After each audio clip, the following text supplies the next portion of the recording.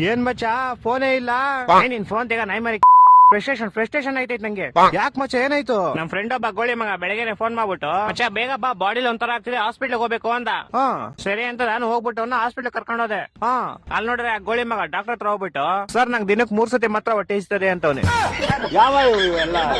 ಆಮೇಲೆ ಅದೀಗ ಡಾಕ್ಟ್ರು ಅದೆಲ್ಲರಿಗೂ ಆಗುತ್ತಪ್ಪ ಅದ್ ಬಿಟ್ಟು ಬೇರೆ ಏನಾದ್ರು ಪ್ರಾಬ್ಲಮ್ ಇದ್ರೆ ಹೇಳು ಅಂದ. ಅದಕ್ಕೆ ಈ ಗೋಳಿ ಮಗ ಸರ್ ನಂಗೆ ಬರೀ ನೈಟ್ ಮಾತ್ರ ನಿದ್ದೆ ಬರುತ್ತೆ ಅಂತವನೆ. ಆ ಡಾಕ್ಟ್ರು ನನ್ ಮಗ ನೋಡ್ತಾವನೆ ಎಂತ ಗೋಳಿ ಮಂಗ್ ಕರ್ಕೊಂಡ್ ಬಂದಿದ್ಯಾ ಅಂತ. ಅಯ್ಯೋ ಮತ್ತೆ ಕರ್ಕೊಂಬಂದ್ಬಿಟ್ಟೆ ಶಿಶುನ ಹೆಂಗ ಆಚೆಗೆ.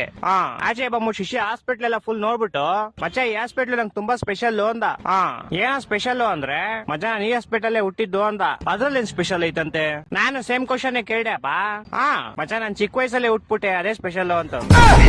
ನನ್ನ ಮಕ್ಕಳು ಒಂದೊಂದಲ್ಲ ಅದ್ ಬಿಡಪ್ಪ ಹೋಗ್ಲಿ.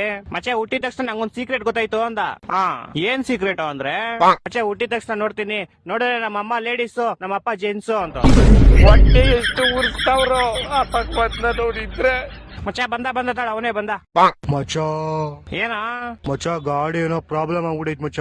ಏನಾಯ್ತಾ? ಮಚ್ಚ ಗಾಡಿ ಓಡಿಸಿದ್ರೆ ಟೈರ್ ತಿರುಗ್ತೈತೆ ಮಚ್ಚ. ಮಚ್ಚ ಏನೋ ಮಾಡೋದು ಇವಾಗ?